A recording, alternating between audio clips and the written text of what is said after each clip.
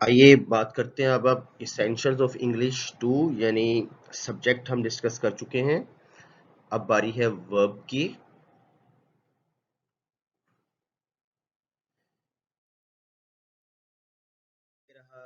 English sentence का structure जो कि कॉमन स्ट्रक्चर है, ये हम पहले से डिस्कस कर चुके हैं। सब्जेक्ट, वर्ब और ऑब्जेक्ट। सब्जेक्ट को मैं रिकैप कर देता हूं।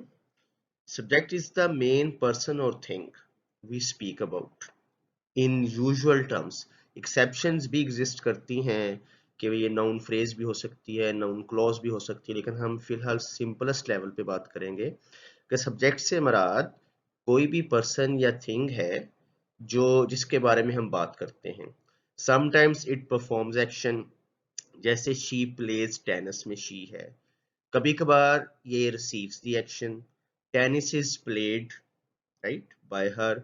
अब टेनिस यहाँ अगेन इज प्लेड में ये भी सब्जेक्ट है।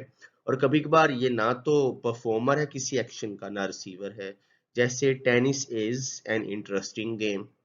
तो अब हम बात करते हैं वर्ब के बारे में।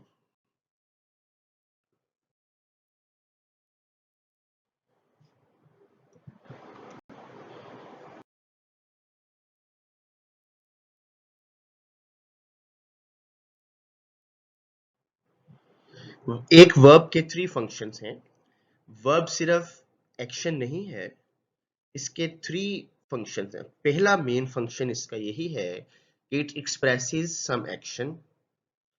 दूसरा फंक्शन क्या होगा? It helps other verbs. और थर्ड फंक्शन है इसका, इट शोज सम स्टेट। इसका मतलब हुआ कि इसके मुताबिक हमारे पास वर्ब की थ्री काइंड्स, मेन काइंड्स मौजूद हैं। पहले वाला एक्शन वर्ब कहलाएगा, दूसरा हेल्पिंग और तीसरा स्टेटिव।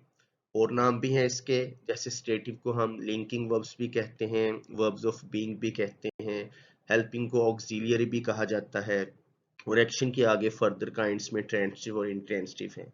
तो इन जनरल एक वर्ब के थ्री फंक्शंस हैं जो आपके सामने हैं। एग्जांपल्स देखते हैं।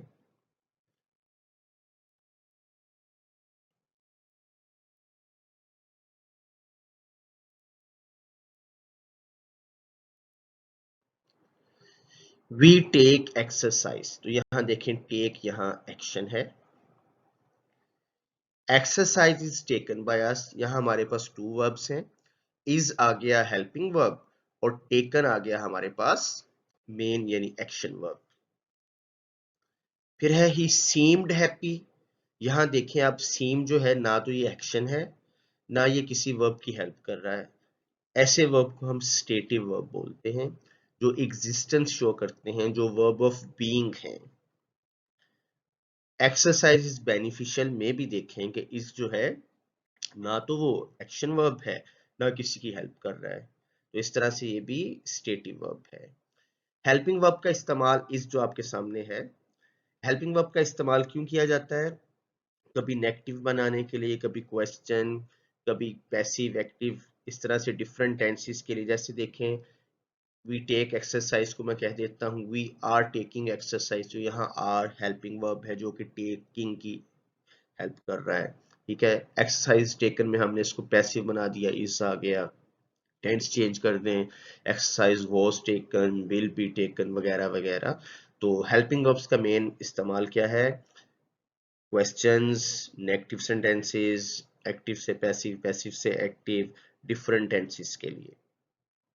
और स्टेटिव का इस्तेमाल क्या है? कोई स्टेट शो करने के लिए, कोई हालत शो करने के लिए। आइए मजीद एग्जांपल्स देखते हैं।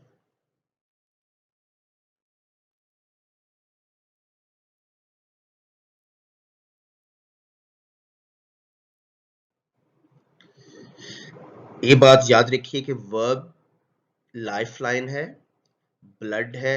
No verb no sentence, right? No blood no life.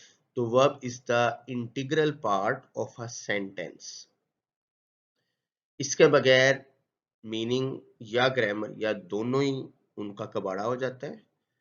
अगर किसी सेंटेंस में आपको वर्ब नहीं नजर आ रहा, तो सिर्फ एक सूरत है कि वो हर हाथ से ठीक है, एक्सक्लेमेटरी सेंटेंसेस, क्योंकि वो आउटबर्स्ट ऑफ फीलिंग होते हैं। For example, what an idea, what a shot, extend करेंगे, what a shot it is या इट वाज आ जाएगा, what an idea it is या इट वाज आ जाएगा, कुछ ना कुछ वर्ब आ जाता है, अंडरस्टूड है।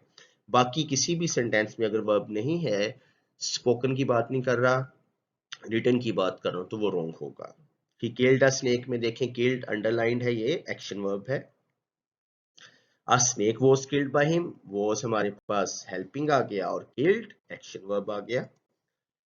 The snake was very dangerous में वॉज क्या है, अगेन ये ना तो एक्शन एंड हेल्प कर रहा है, तो इसका मतलब ये भी स्टेटिव वर्ब है।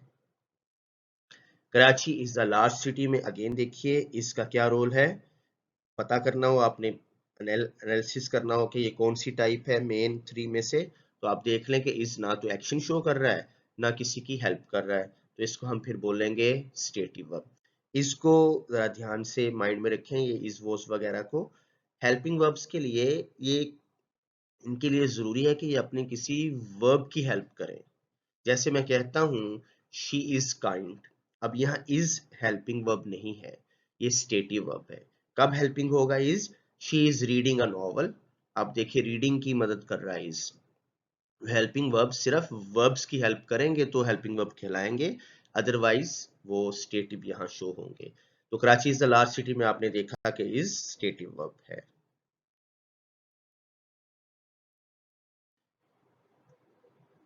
जी, एनी क्वेश्चंस?